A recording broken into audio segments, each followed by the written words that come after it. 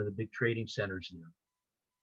All right, a little bit more from him, because he's really into this about the commerce that's being discussed here. Now he deflates this idea that Tarshish was somewhere in Spain. Now, in the 19th century, a lot of the commentators, like Gesenius, for example, had said that Tarshish was in Spain, but more modern scholarship has shown that Tarshish is much more likely to be Tarsus in modern Turkey. So Solomon had ships down at Etzion Geber on the Gulf of Aqaba. So he was trading on two oceans, the Mediterranean and the Red Sea, and then presumably out into through the Persian Gulf into the Indian Ocean, which would have been the water route that paralleled the spice route. The water route was a lot more dangerous because they didn't have modern maps, they didn't have compasses and things like that, but the roads were fixed, and so a lot more trade was actually on the land routes, but there was a significant amount of trade by ocean. So he discusses that a bit more, and then he says that the ships of Tarshish must refer to a type or class of merchant vessels rather than just a destination. Fishbane points that out as well. Okay, then he says more, Rosenberg does, about your gates, meaning the gates of Jerusalem, will always be open to let in the wealth of the nations, and even the sons of your enemies will bow down. There's this idea here, and we'll see it when we go through the Haftarah, that it's not just Jerusalem that now has a special place in the world for all peoples to come to, but that the Jews have a special place as the people, as God's chosen people. And this idea of chosenness actually gets pointed out here in the Haftarah, and we'll see that it can be used as, as an idea for both the defenders and the attackers of Jews with regard to how Jews should be treated, or the attitude that Jews have and the attitude that people should have towards Jews. We'll see that when we talk about the Haftarah. So he says that all this business about the wealth coming to Jerusalem is not just about the worship of God, but it also has to do with the return of the sons and daughters to Jerusalem. That this is about the return of the exiles. That that Zion, Jerusalem, was formerly a deserted and barren wife, and now is being repopulated. And so these people that are coming from afar, from Babylonia, from Egypt too, we know that there was a large exilic community in Egypt, that they not only are they coming back, but they are bringing with them the wealth that they accumulated while they were in exile to enrich the land of Israel and Jerusalem. And Rosenberg goes on to say that there's this emphasis on the youth, about the sons and daughters. He says the smallest shall become a clan, an eleph, or even it could be read as an aluf, which means a leader. And he says this means that is a mighty nation. Then there's this business here towards the end of the Haftarah, the last verse. I will speed it in due time. Rosenberg picks up on this, as all the commentators did over the many centuries, about what does this mean? If it's coming speedily, then what does that mean in due time? And if it's coming in due time, then what do you mean speedily? And he says, which will it be? Will God accelerate the wonderful days to come, the days of King Messiah? There's really no reference to Mashiach HaMelech here. There's no reference. This is just Rosenberg's emendation here. Or do we have to wait for an allotted time? And he says the question is posed in the Talmud, and it's answered with a very famous parable, which I'm going to read to you here. This parable comes from Rebbe Yehoshua ben Levi. Yehoshua ben Levi says, I came across Eliyahu Hanavi. I came across Elijah the prophet. Now, I want us to understand that Elijah the prophet, to the in Tanakh, is someone who lived during the first temple period in the kingdom of Judea, hundreds of years before the events that this Isaiah was talking about, and almost 1,000 years before Yehoshua ben Levi. Anyhow, Yehoshua ben Levi says, I met Eliyahu Hanavi. How could he have met Eliyahu Hanavi? Well, according to the tradition, Elijah the prophet didn't die. Rather, he ascended to heaven alive, and he comes back to earth all the time. He comes to every Passover Seder. That's why we put out a cup of wine for him. And he comes to every Brit Milah, where there is actually a chair put out for Elijah. And the reason for that is so that Elijah can go back to report. Elijah, who had been a doubter, goes back to God all the time and says, you know, God, you are right. The Jews are still observing Pesach. They're still observing Brit Milah. I was wrong. I'm thirsty. Can I go back for more wine? Anyhow, Yehoshua ben Levi says he met Elijah at the tomb of Shimon bar Yochai. Okay, now Shimon bar Yochai is, according to tradition, the author of the Zohar. Now, this is a false tradition because the Zohar was actually composed in the 13th century, and Shimon bar Yochai died in about the 2nd century. But the Zohar is attributed to him to give it more authority. In any event, Yehoshua ben Levi is at the tomb of Shimon bar Yochai, and he comes across Eliyahu Hanavi, who is apparently paying his respects as well, and he asks Elijah, when will the Messiah come? And Elijah says, ask him. And Yehoshua ben Levi says, but where is he? And Eliyahu Hanavi says, he's at the entrance. By which he meant the entrance to the either to the entrance to of the tomb of Shimon bar Yochai, but more likely the entrance to the city of Jerusalem, at the gates of Jerusalem. How will I recognize him? Yehoshua ben Levi says, and Elijah says, he's the one who is bandaging the wounds of the lepers one by one. And Rosenberg says the significance of this unusual way of operating is that the Messiah must be ready at any moment to respond to a call from on high. All right, so here's what this means.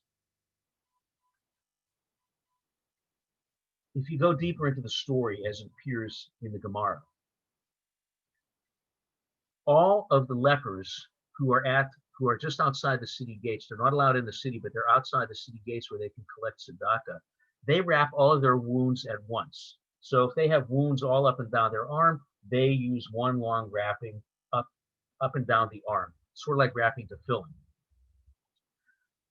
But Elijah the prophet is doing one at a time. Why is he doing one at a time? So that he can finish with any one of them as quickly as possible in case the Messiah shows up. And because when the Messiah shows up, you're supposed to drop everything and run to greet him. So that's why it says, that's why he says the Eliyahu Hanavi is wrapping the wounds differently. Now, Rosenberg says that he translates it as he's the one who's bandaging the wounds of the lepers one by one. But the way that I've always read the story is that Eliyahu Hanavi is among the lepers and is binding his own wounds as if he too is a leper.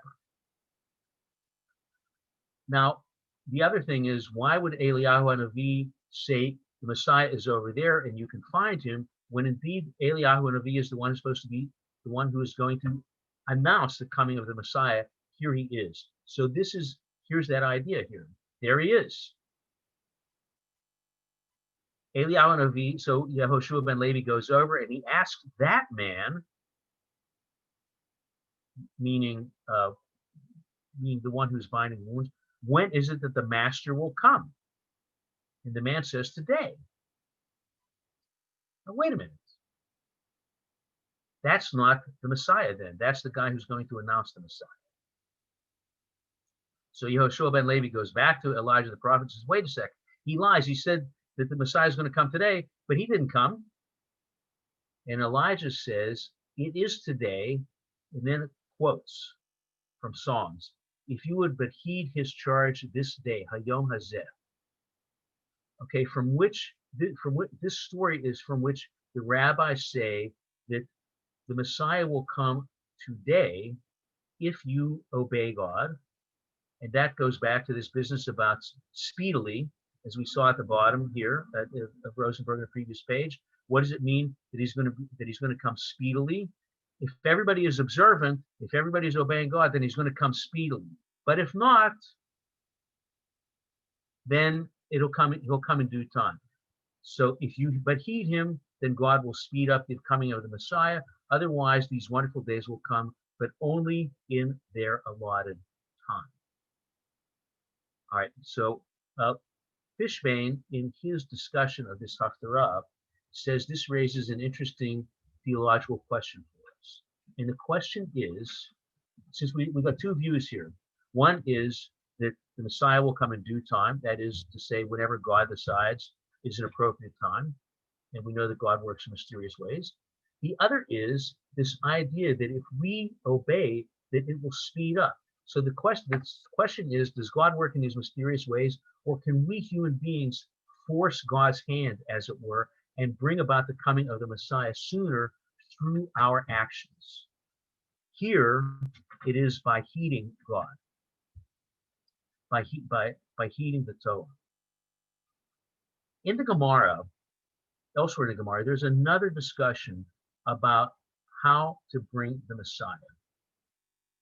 And the commentators suggest this.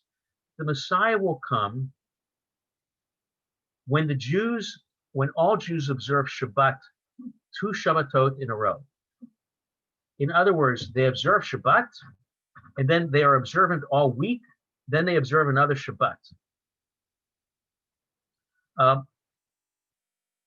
A variant of that is the opposite, which is that, so the Messiah will come because the Jews have brought about the coming of the Messiah, because now they're heeding God, and now the Messiah will come because they're observing Shabbat 2 weeks in a row. The other version of that is that the Jews have fallen so far away from observance that they go 2 Shabbatot in a row with no Jew at all observing Shabbat. And therefore, there's such a great need for the coming of the Messiah that the Messiah comes, and it's the failure of people to act, it's the failure of people to observe that brings about the Messiah. So why is the Messiah coming now? Because some Jews are observing Shabbat and some Jews aren't observing Shabbat. So until we all agree that we're all going to do it, or none of us are going to do it, apparently under those theories, the Messiah is not going to come. Now, Warren and Melinda point out the second commandment, the commandments from the second paragraph of the Shema, right? If you will surely listen to my commandments, then the rain will fall in its season, and your crops will grow, and you'll have lots of crops, and your animals will grow, and you'll have lots of animals, and you'll be rich. But if you don't, then the rains won't come, the animals will die, and the crops won't grow. And yes, Melinda and Warren, you're right, that does seem to be sort of a paraphrase of the second paragraph of the Shema. It's this whole, it really is, that's the theology also of Deuteronomy, isn't it? That observance brings reward, non-observance brings punishment.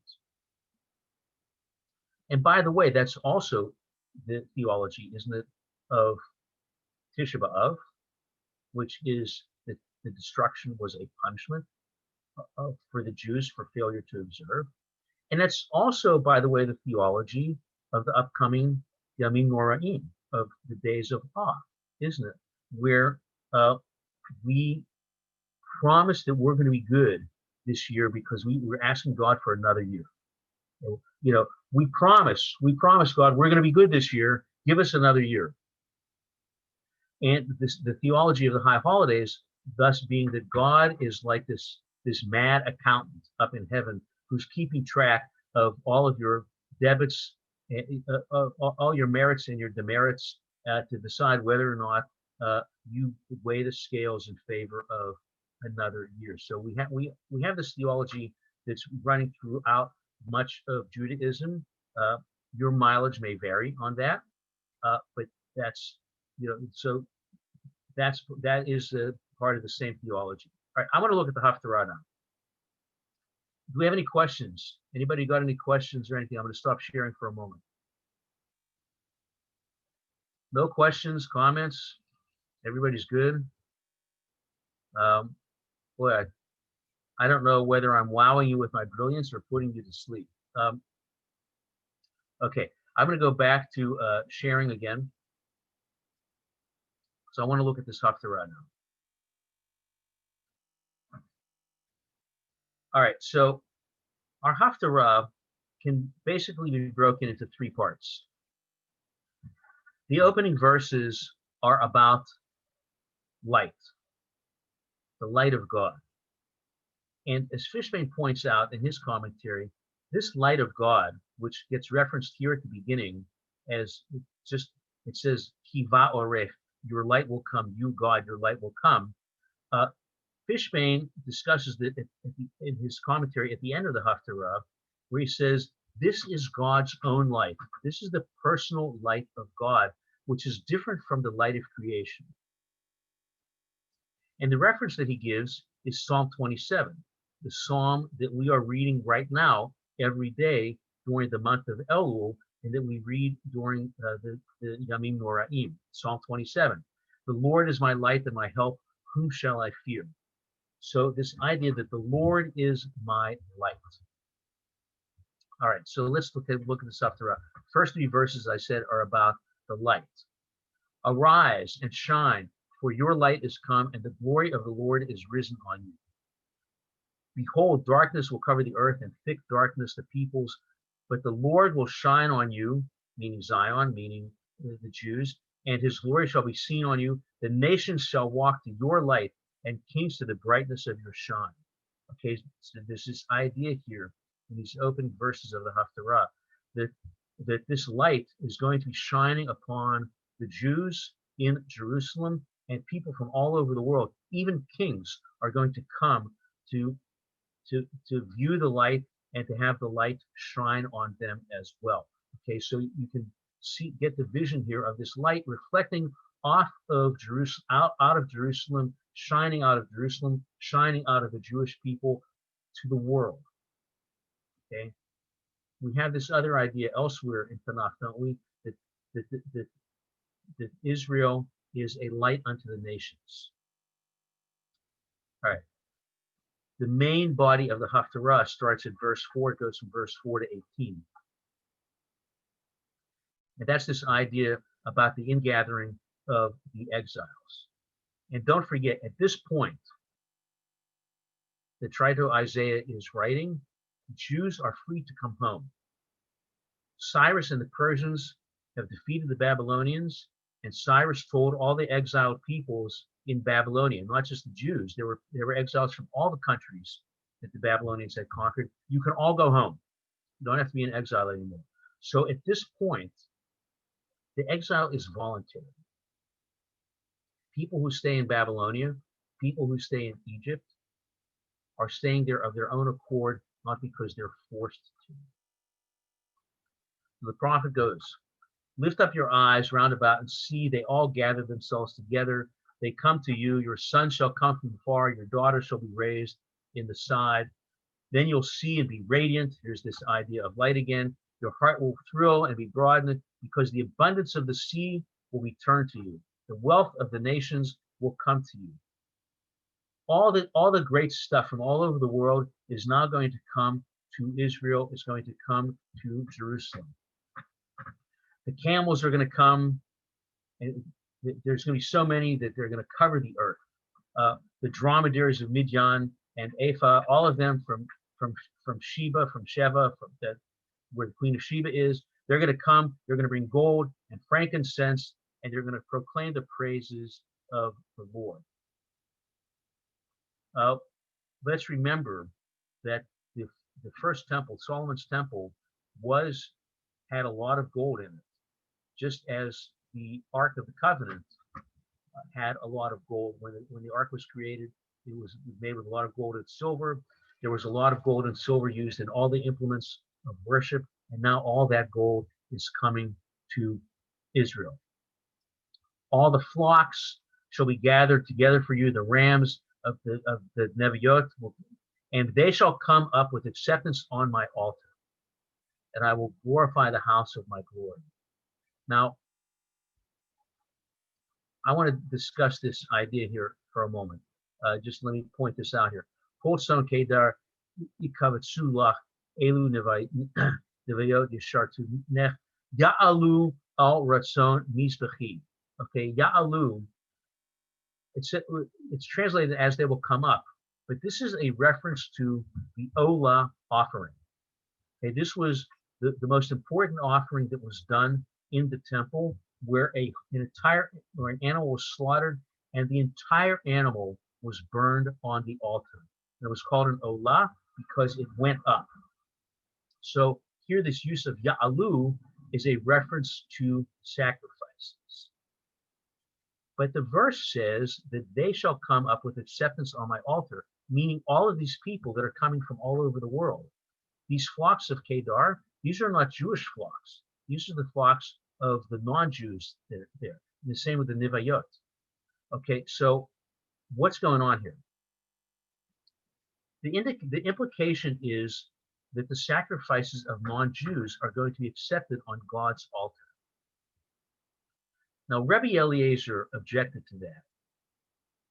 And I'm sure you're all aware of the famous story about Kamsa and Bar Kamsa, and the idea that the rabbis stood by while a man was insulted at a party, and then he plotted to bring a sacrifice on behalf of the Roman emperor, but he was going to damage the sacrifice. He was going to injure the animal in such a way that for the Romans, it still would have been acceptable on a Roman altar, but it would not have been acceptable on the altar in the Second Temple. Now, Rebbe Eliezer was among those who said that sacrifices from non-Jews shouldn't be accepted. And he was also among those who said that this sacrifice that Bar Kamsa is bringing that's damaged shouldn't be accepted because it's damaged. And other rabbis argue, no, we need to accept it because, first of all, the Romans think it's okay, and secondly, we don't want to get in trouble with the Romans. But ultimately, the sacrifice was not accepted because it was damaged, and as a result, according to the story, the Romans got mad and they ultimately destroyed Jerusalem and the temple. Now we know that that's not the reason why they attacked Jerusalem and destroyed the temple. It had to do with the Bar Kokhba rebellion. And this story is generally told to us to tell us about how baseless hatred between people, can cause destruction of all of society. But here, I'm just pointing out that there's this position taken by Isaiah in this Haftarah that the sacrifices of all peoples will be accepted in Jerusalem. And that makes sense, because if all the peoples of the world are supposed to come to worship in Jerusalem, then their sacrifices need to be accepted because that's the form of worship that existed then, unless they were all to convert to Judaism. And there's no implication whatsoever of that. So the clear implication is that for Isaiah, and perhaps for the early returnees from Babylonia and elsewhere, these sacrifices in the newly rebuilt Second Temple, not Herod's temple, but the small temple built by the followers of Ezra and Nehemiah, that little temple, that they would accept offerings from anybody who wanted to worship God. And Isaiah seems to be enforcing that point here.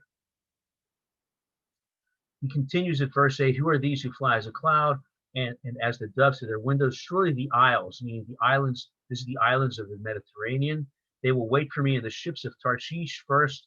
They're going to bring the people from afar, and their silver and their gold with them, for the name of the Lord your God and for the Holy One of Israel. We saw this last week too. this reference to God as Kadosh Yisrael, because he has glorified you. That because God has glorified and sanctified Jerusalem, everybody, first the exiles are going to want to return, and then everybody else is going to want to come here as well. Foreigners will build up your walls, and their kings will minister to you. Okay, the Jews, the people of Israel at Jerusalem, are now going to become not the overlords, but at least the first among all peoples. And in my wrath I struck you, but in my favor I have had mercy upon you, and now everything is going to be great. It's going to be even better than it was before. Now you can see why we read this Haftarah as one of the Haftarot of consolation between Tisha B'Av and Rosh Hashanah. Your gates will be open continually, day and night. Now you might think that that's a dangerous thing, because if the gates are open, that means attackers can come. But the reason the gates are open is because there's peace. And Jerusalem is now this hub of commerce, as Rosenberg was talking about, and also a hub of worship. The gates will be open day and night. They're not going to be shut, so the people can bring you the wealth of the nations, and their kings will be led captive. Well, now that's different, because earlier it said that the kings were going to help minister in the worship. Now it says that the kings are going to be captive, although there's no indication of conquest here. The nation and the kingdom that will not serve you shall perish, and those nations shall be utterly wasted. Okay, so anybody who doesn't follow this new regime of worshiping the God of Israel in Jerusalem is going to be punished. The glory of Lebanon will come to you, the fir tree, the pine, the box tree together, everything. All the valuable forests of the cedars of Lebanon, they're all coming to Jerusalem to beautify my sanctuary. We wonder where there's going to be room for all of this stuff, but that's something else. I think we can understand here that Isaiah is speaking metaphorically and not that all this stuff is actually coming to Jerusalem. The sons of those who afflict, I'm in verse 14. The sons of those who afflicted you shall come bent over to you, and all those who despise you shall bow themselves down at the soles of your feet, and they shall call you, Jerusalem, the city of the Lord, Sion of the Holy One of Israel. There's this, here it is, Kadosh Yisrael, yet again. Everybody who hated the Jews, everybody who hated Israel is now going to do a 180 and come and worship in Jerusalem and serve the people Israel. Whereas you have been forsaken and hated, so that none pass through you, now I make you an eternal excellency, a joy for many generations. I love that. Misos dor vador. This joy for generation after generation. Rabbi Flom? Yes. Rabbi Flom? Yes, go ahead. Oh, did we freeze? I can hear you, I can't see you. Okay. There you are. You can hear me. Okay, so if it freezes, I'll just keep talking. I don't want to really talk politics, but the thing that you just said, that, where were you? That those that hated you will now come to you. Yes. In a way, could you say sort of the Arab countries hate Israel, but little by little, Egypt had a peace treaty, then Jordan had a peace treaty. Now there's a peace treaty with the UAE. I mean, is it little by little? Could you kind of like paraphrase it in the same way? It's interesting that you say that, Warren, because I was going to talk about in the context of the way in which certain Christian Zionist groups look at Israel today, which is that Israel, that in their view, Israel is that the Jews are not to be converted to Christianity because Israel has a special place in God's plan and has to exist independent and free and strong, and the Jewish people have to live independent and free and strong, and not as Christians, although for some of them that's only until the end times, but for others it's for all time. That they view this idea of Israel, of the children of Israel, as the chosen people who have not been changed. And so, yes, I think you're right, Warren. I mean, people could certainly read I think that that a lot of Christian Zionists read this and see this as an obligation on them to not just go to worship God in Israel and in Jerusalem, but also to maintain the Jewish people and Israel as a separate people and nation. Now, if you want to look at this as prophecy being fulfilled, with regard to the peace with the Arab countries, you could certainly do that. My question with it would be, well, why has it taken all this time? Isaiah was this book of Isaiah was written 2,500 years ago almost. So maybe, as we'll see at the end, it's not. Maybe this is both in due time and speedily, because maybe God's, speed for God is different than speed for us because God is eternal. So maybe a couple thousand years in God's God's way of looking at things is just a moment, whereas for us it seems like an eternity. Nevertheless, that's a good point, Warren, and that I wanted to talk about that in a slightly different context, but I think the point is well taken here. So I'm going to be your Savior, your Redeemer. I'm the mighty one of Yaakov. Okay, so God is giving God's self many different new names here, right? Mashiach. Okay, this is not Mashiach. Okay, this is not the anointed one. This is from Moshiach with an ayin. The Savior, the Redeemer, the Gaal, and then Avir Yaakov. Okay, it's the mighty one of Jacob. So instead of brass, I'm going to bring gold. Instead of iron, I'm going to bring silver. Instead of wood, I'm going to bring brass. And instead of stones, I'm going to bring iron. Everything is going to be stepped up several notches. And you, Jerusalem, you, Israel, are going to get all of this stuff. I will also make your officers peace and righteousness your rulers.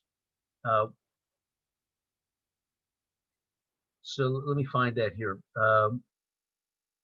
That Pekudatech Shalom. Okay, that officers, the Pekudim, the people who are in charge of things, it can be understood as either that they're going to rule peacefully, or that peace itself will be the rule in Jerusalem and in Israel, and Moksayich Tzedakah, and that everything that the rulers are going to rule with tzedakah, or that tzedakah is going to be the rule. Okay. Lo yishama od Hamas be'artzeh. No more will there be violence heard in the land. There will be no more destruction, no more desolation within your borders. This sounds sort of like the prayer for peace that we read all the time in our Siddur. But you will call your walls salvation and your gates praise. And now we're getting to the final part of this haftarah here at verse 19. Now the light changes. Okay, at the beginning we had God's personal light, and now that light is explained as being, as it says here, an or olam, an everlasting light. Okay, lo yelach od hashemesh leor yomam. There's not going to be any more this light that we call the sun by day. Ulenoga hayareach lo yair lach b'haya. And the moon by night is not going to be. You're not going to have this brightness of the sun reflecting off the moon.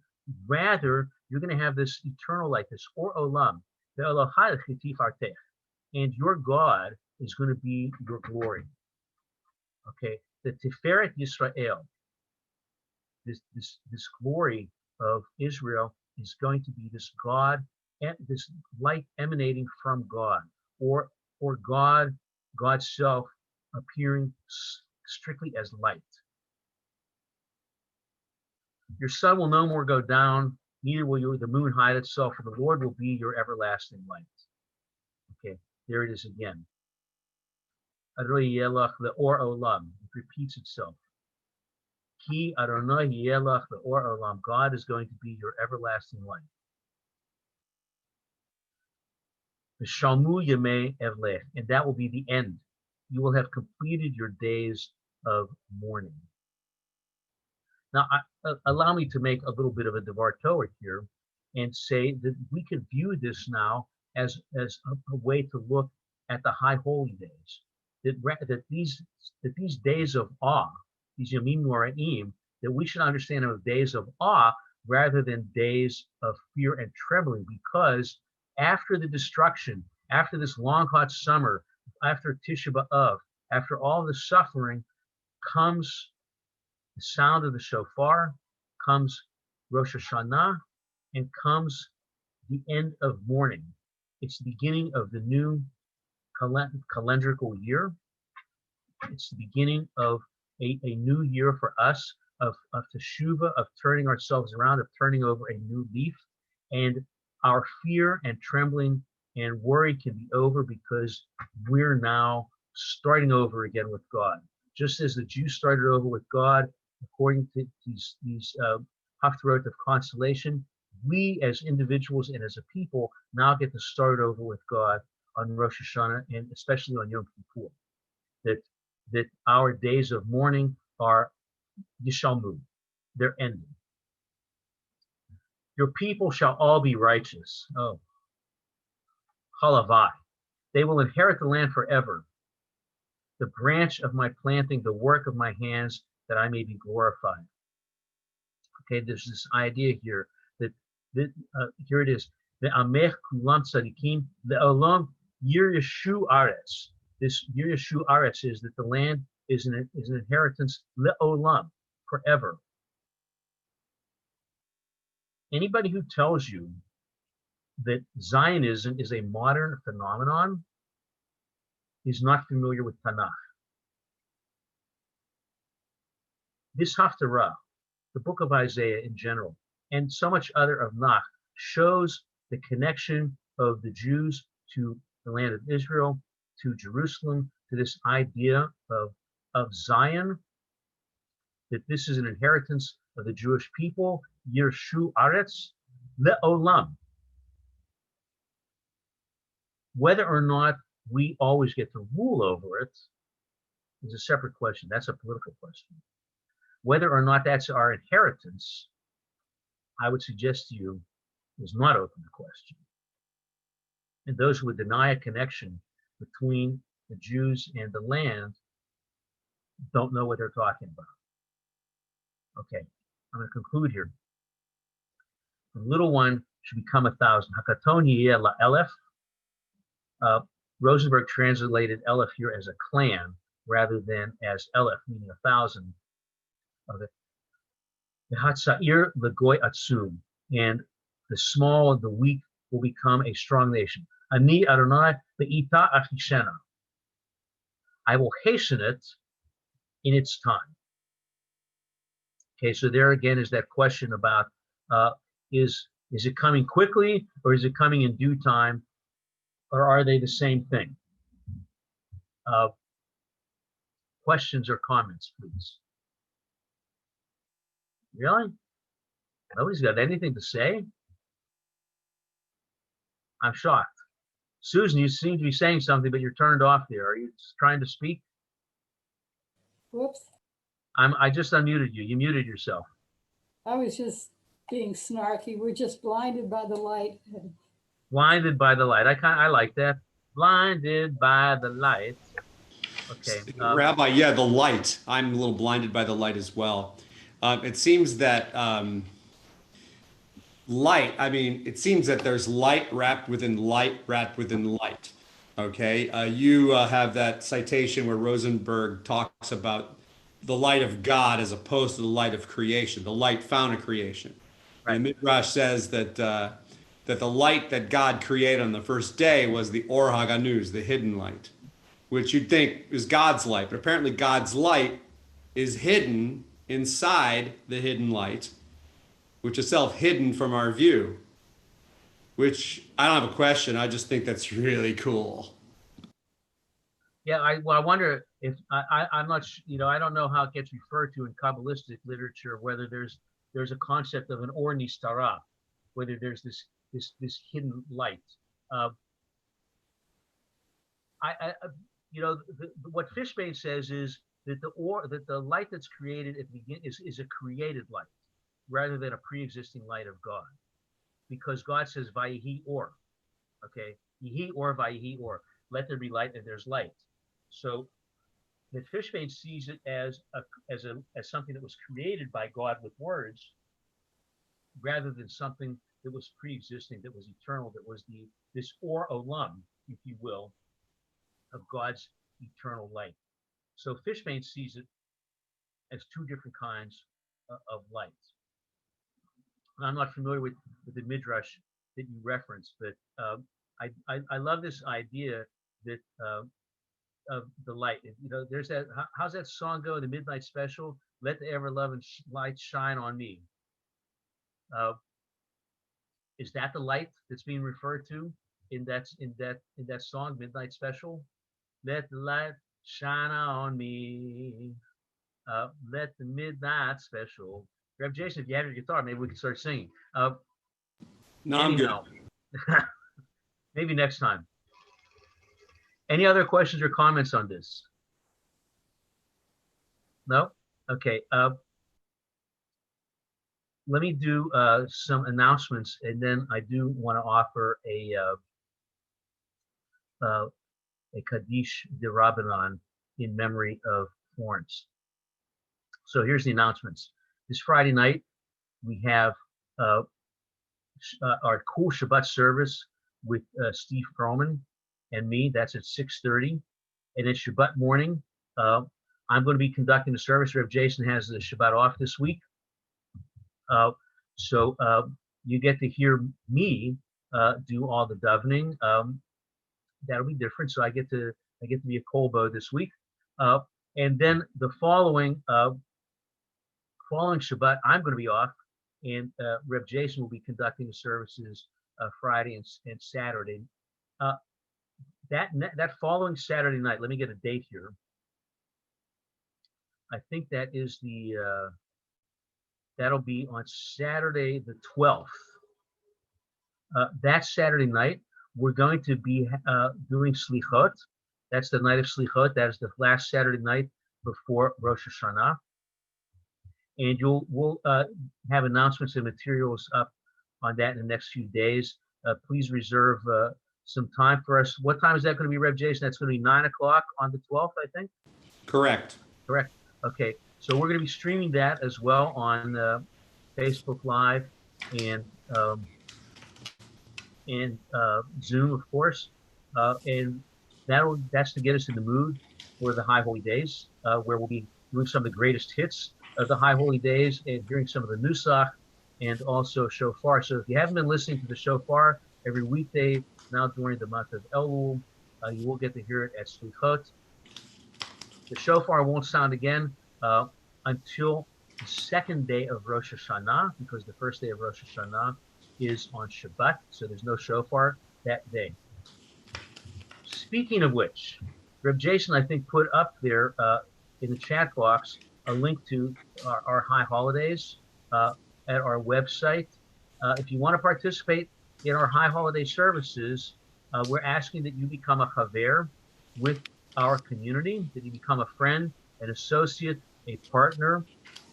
We're not sending out bills this year. We're not sending out separate high holy day tickets. We are making ourselves open to everybody who opens their hearts to us at any level that they might desire, whether that's $5 or $5,000 or anywhere in between. We are happy to accept your gift, your truma, your free will offering, and to have you be part of our community.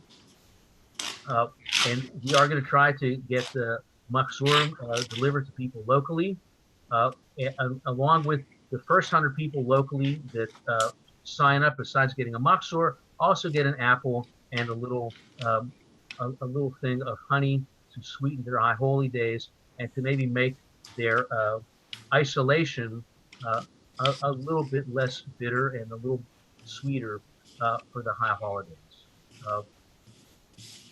And that's actually going to be the theme of one of my sermons, which is the loneliness of our togetherness.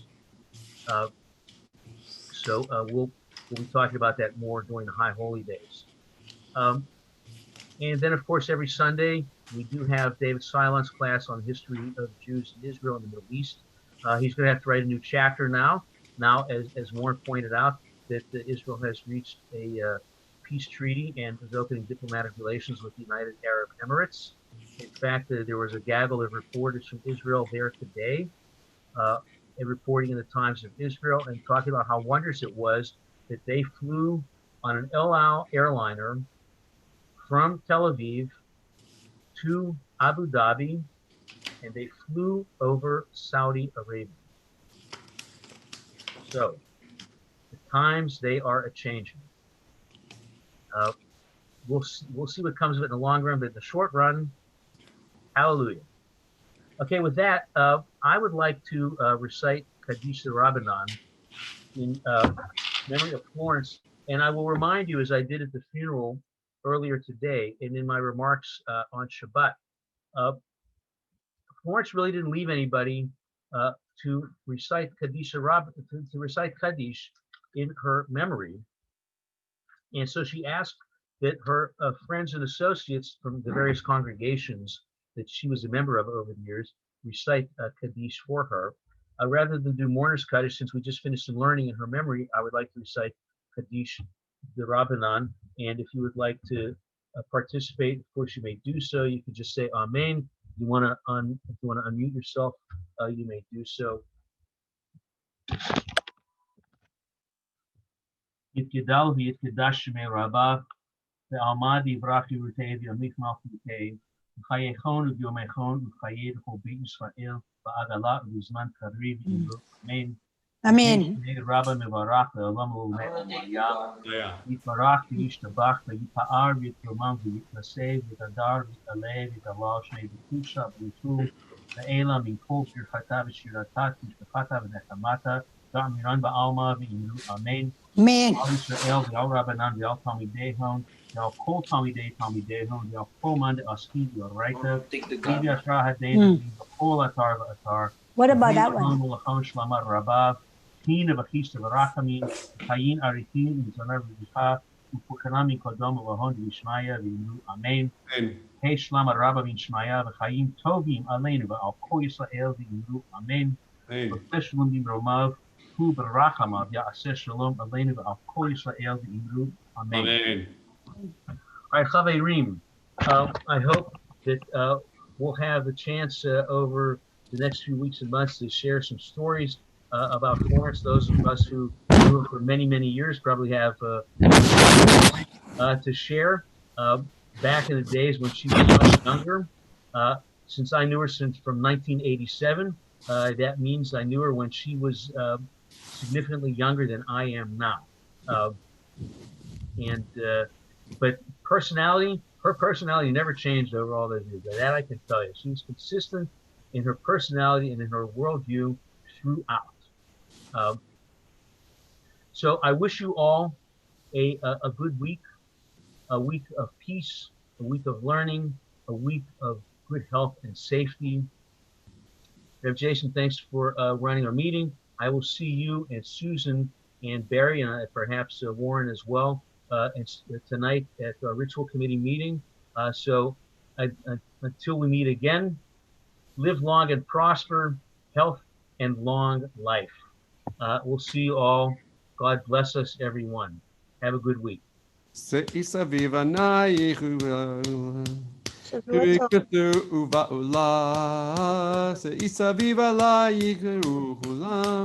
Nikbetzu va'ula tu et Yerushalayim gilu va'kolo ve'akolo have'hakizu et Yerushalayim gilu va. Big finish. Gilu va'kolo gilu va'kolo have'ha. See you all. Take care. Bye-bye. Tzorayim tovim.